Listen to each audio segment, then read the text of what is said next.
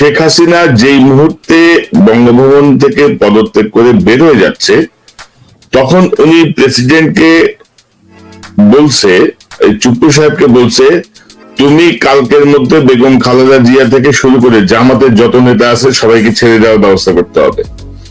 মাথায় কিন্তু স্যার দেখেন, তখনও কিন্তু স্যার ষড়যন্ত্র চক্রান্ত কাজ করতেছে। এবং এই যে ধরেন স্যার হিন্দু মন্দির বা সংখ্যালঘু তো স্যার বাংলাদেশে আপনি জানেন যে ঘটনা সাথে আওয়ামী লীগ কিভাবে যুক্ত, বিএনপি বা জামাত কিভাবে যুক্ত, এবং এ পর্যন্ত যত বড় বড় অভিযোগ সবই আওয়ামী লীগের বিরুদ্ধে। 2001 সালের যে কথা বলা হয় সংখ্যালঘুদের নিয়ে, গত 18 বছরে কোনো বিচার হয়েছে? সবই তো আপনার ছিল, আপনি বিচার করেন নাই কেন? 2001-এর রেফারেন্স হচ্ছে তাই। এখনো ধরেন স্যার, আমি আপনার প্রশ্নটা নিয়ে নিলাম, আপনাকে এত সময় নেওয়া লাগবে না। জি, আমি আপনার প্রশ্নটা আমি সম্পূর্ণ একমত। আজকে যে সংখ্যালঘুদেরকে এই যে আঘাত, এটা দুইটা কারণ আমি বলছি। একটা হলো এই সংখ্যালঘু তাদের বিরুদ্ধে, তাদের এর মধ্যে তাদেরকে বেশি অত্যাচার করেছে আওয়ামী লীগ। 1974 সনে শেখ মুজিবুর রহমান এনিমি প্রপার্টিটা রিভাইভ করলো, তাই না? ভারত কিন্তু তখন আমাদের বন্ধু রাষ্ট্র, 25 ইয়ার্স ট্রিটি হওয়ার পরে বন্ধু রাষ্ট্র। শেখ মুজিবই কিন্তু একমাত্র ব্যক্তি হিন্দুদের এগেইনস্টেই কাজ করেছে, বুঝলেন ব্যাপার? আপনি খেয়াল করবেন এই যে বেস্টেটের নামটা পরিবর্তন করেছে, এবং খেয়াল করবেন যে আওয়ামী লীগের এটা হলো এর একটা বই আছে আওয়ামী লীগের ঘোরানারি, এই বইতে পরিষ্কার আছে 70% হিন্দু প্রপার্টি লিজ নিয়েছেন আওয়ামী লীগাররা, 70% আওয়ামী লীগাররাই বেনিফিশিয়ারি, তারাই কিন্তু এই এনিমি প্রপার্টিকে জিয়ে রাখছে। আওয়ামী লীগ আমলেই যত হিন্দুদের অত্যাচার হয়েছে কোন সরকারের আমলে হয়নি। যেমন আপনি বললেন এই 2001 এর আগে থেকে, এবং কোন ইয়ারটা আমি বলতে পারছি না, যে একবার দুর্গা পূজায় দুর্গা মন্দির, এমনকি আমার বাড়ির সামনে আমার মন্দিরের বিরাট, আমার ওখানে আশপাশে কোনো মুসলিম নেই, কিন্তু সেখানে পর্যন্ত গিয়ে মূর্তি ভাঙচুর করা হলো। এটা আওয়ামী লীগ আমলে কেন হলো বুঝলেন না? আওয়ামী লীগ কোনোদিনই হিন্দুদের প্রোটেকশন দিতে পারে নাই। হিন্দুদেরকে তারা ঢাল হিসেবে ব্যবহার করেছে, তাদেরকে অস্ত্র হিসেবে ব্যবহার করেছে, তাদেরকে বলছে, মুখে বলছে, কিন্তু তারা হিন্দুদের ইন্টারেস্টের বাহিরে ইয়ে করেছে। দুই একজনকে সেক্রেটারি বানালো, ইয়ে করলো, এই এসপি বানালো, এইটা ছাড়া হিন্দুদের কোনো প্রোটেকশন ছিল না আওয়ামী লীগ আমলে। এই এত হিন্দুদের অত্যাচার করলে হিন্দু ইয়ে হলো।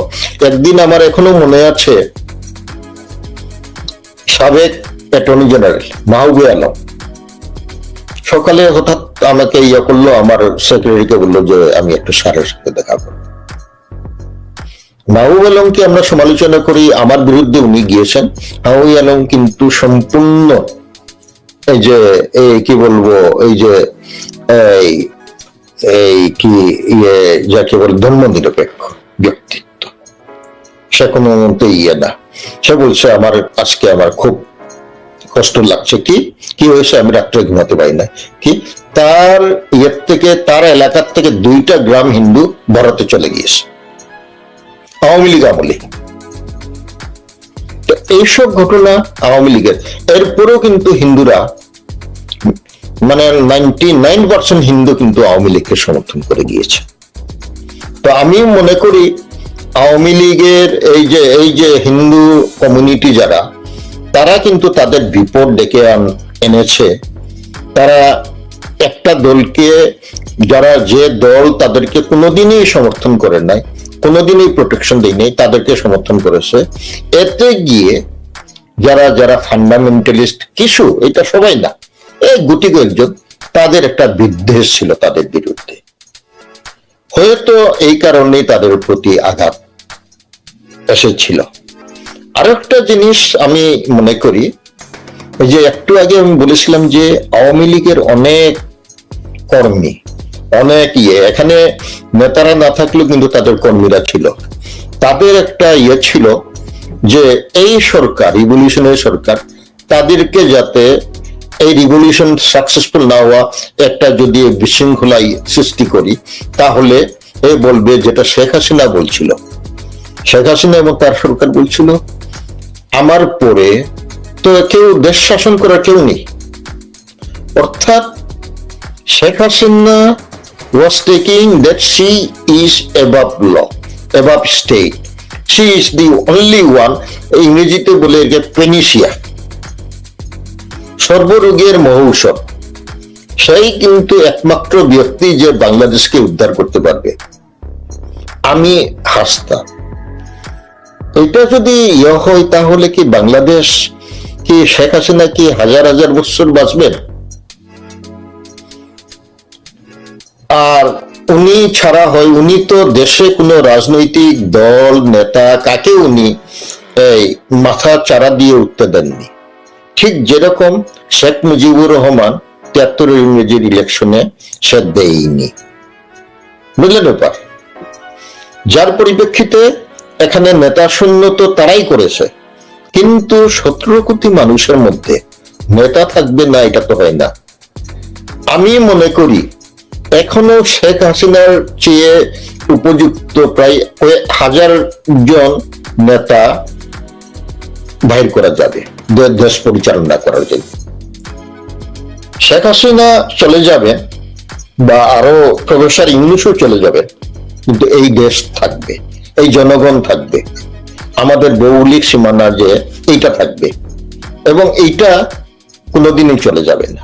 যার পরিপ্রেক্ষিতে আমরা দেশটাকে আমরা প্রাধান্য দেব, দেশের জনগণকে প্রাধান্য দেব, এইটাই হলো আমাদের চিন্তা করা উচিত। না, তবে স্যার ধরেন এই হাসিনা পরবর্তী, হাসিনার পালিয়ে যাওয়ার পর যে এনআরকি তৈরি করার চেষ্টা হচ্ছে সব দিকে, আপনি দেখেন স্যার কারাগার গুলোর মধ্যে বিদ্রোহ করার চেষ্টা করা হয়েছে, পুলিশ তার কার্যক্রম গুটিয়ে নিয়েছে, সংখ্যালঘুদের উপর হামলা চলছে, এমন প্রোপাগান্ডায় তো ধরেন ইন্ডিয়ান সকল মিডিয়া ঝাঁপাই পড়ছে, ইভেন কি নরেন্দ্র মোদীও।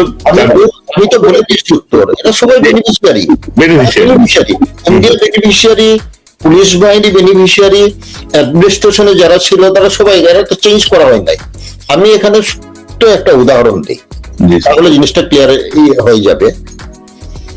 আপনি সাবেক তত্ত্বাবধায়ক, আগের তত্ত্বাবধায়ক সরকার লতিফুর বিচারপতি, প্রধান বিচারপতি লতিফুর রহমানের আমলে উনি শপথ নেওয়ার পরে উনি বঙ্গভবনে থেকেই ওনার কিন্তু অ্যাডভাইসার্স উনি নিয়োগ দেন নাই, প্রধান উপদেষ্টা হিসেবে উনি একা শপথ নিয়েছেন। নেওয়ার বঙ্গভবনের থেকেই কিন্তু যে প্রিন্সিপাল সেক্রেটারিকে উনি শেক করেন, এবং এই ভদ্রলোকের নাম বললো, উনি একজন 10 জন সচিবকে সাথে সাথে চেঞ্জ করেন, 10 জন সচিবকে চেঞ্জ করেন না, প্রিন্সিপাল সেক্রেটারি এবং করেন, এবং প্রিন্সিপাল সচিব হিসেবে মনমোহন সিং এর এক ভদ্রলোক, তার নামটা এখন একটু আগে আসছিল, উনি নিয়োগ করেন। এটা নিয়ে অনেক সমালোচনা হলো, কিন্তু উনি কোনো মতে হয় নাই। অনেকে বলল উনি যেটা করলেন এটা তো তাহলে তো উনাকে কেউ এই নামগুলা বলেছেন বা করেছে। উনি যেহেতু সমালোচনার হলেন, উনি বললেন যে আমি যেহেতু আমার নাম প্রস্তাবিত হয়েছিল, আমি ফিল্ড ওয়ার্ক করেছিলাম, বুঝলেন না, ফিল্ড ওয়ার্ক করেছিলাম। কারণ আমরা তো জানি যে দেশ এখানে কোনো যে জায়গায় এই যে শেখ হাসিনা যতদিন ক্ষমতায় ছিল, শেখ হাসিনার সময় দলীয়করণের চরমন্ত পর্যায়ে গিয়েছিল, যার পরিপ্রেক্ষিতে এটা উনি করতে বাধ্য হয়েছে। তবে স্যার আমি আপনাকে একটু অনুরোধ করবো, সেটি হচ্ছে আপনি বেশ আগে আপনাকে ইন্টারভিউতে আমি পড়েছিলাম যে আপনার সাথে ভারতের প্রধানমন্ত্রী নরেন্দ্র মোদীর একটি ভালো সম্পর্ক আছে, আপনারা দীর্ঘ সময় একান্তে বৈঠকও করেছেন।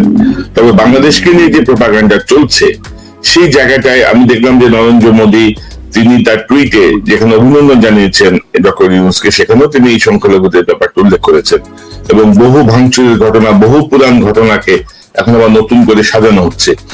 তো আমার মনে হয় যে আপনার তরফ থেকে যদি একটা বার্তা যায় যেগুলা ফ্যাসিস্ট হাসিনার কীর্তিকলাপ, একটা এনার্কি তৈরি করার চেষ্টা, আমার মনে হয় যে একে বাংলাদেশের জনগণের জন্য একটা স্বস্তিদায়ক হবে। আমি আপনাকে ধন্যবাদ দিচ্ছি। আপনি হয়তো খেয়াল করেন নাই, আপনি আমার ফেসবুকের স্ট্যাটাসে আমার সম্ভবত সেকেন্ড পোস্টিংটা দেখবেন। আমি সেখানে বলেছি, আমি নরেন্দ্র মোদীকে বলেছি, নরেন্দ্র মোদী কারণ হলো নরেন্দ্র মোদীর সাথে আমার ব্যক্তিগত সম্পর্ক ছিল। আমি এখানে আমার জুডিশিয়াল সার্ভিস কমিশনে আমি একটা ফরেনসিক ল্যাব করতে চেয়েছিলাম। যখন আমি দেখলাম যে সাগর রুনির হত্যার ব্যাপারে কোনো কিছু হচ্ছে না, আমরা মনে করলাম যে আমরা বিচারকরা, পুলিশ এবং প্রসিকিউশন মিলে এইটা যদি আমরা একটা করি, ল্যাব করি, আমরা এই ধরনের সেন্সেশনের অপরাধ গুলাতে ডিটেক্ট করে খুব তাড়াতাড়ি বিচারে সুবদ্ধ করা যায়, বিচারের আওতায় আনা যায়। নরেন্দ্র মোদীকে আমি বলেছিলাম, আপনি শেখ হাসিনা, আমি বলেছিলাম এই কারণে যে আপনি আমাদের প্রতিবেশী, আপনি একটা বৃহৎ রাষ্ট্র, আপনার সাথে আমরা যতই খারাপ মনোভাব থাকো, কিন্তু আপনি থাকবেন না একদিন, আমরাও থাকবো না, কিন্তু আপনার দেশ এবং আমাদের দেশ থাকবে। এবং আমাদের নেইবার হিসেবে আমাদের সহাবস্থানটা, ভালো সম্পর্ক থাকাটা খুব সমীচীন মনে করি, ভালো মনে করি দুই দেশের জনগণের জন্য। আপনি এই শেখ হাসিনা যে স্বৈরশাসক, তাকে আপনি আশ্রয় দেবেন না এবং তাকে দেশান্তরী মানে দেশের বাইরে যাওয়া এটা বাধা দেবেন না। আপনি বাংলাদেশ সরকারের কাছে হস্তান্তরিত করেন। কারণ হলো সে জঘন্যতম অপরাধ করেছে, যেটা ক্রাইমস এগেইনস্ট হিউম্যানিটি। এটা আমার ফেসবুকে আপনি দেখেন, আমি আজকে বলেছি। তার পরিপ্রেক্ষিতে আমি ভারতকে বলেছি, ভারত তার মিডিয়া এবং এইগুলা ক্রমান্বয়ে এখন পর্যন্ত তারা খুব, এটা বলবো, তাদের মিডিয়াতে এবং তাদের পলিটিশিয়ান, তাদের পার্লামেন্টারিয়ান, তারা সবাই কিন্তু এই কু বা এই রিভলিউশনটাকে সহজভাবে নিতে পারেন নাই। একটা কারণ হলো তারা অনেকগুলা বেনিফিট নিয়েছিল হাসিনা সরকার থেকে।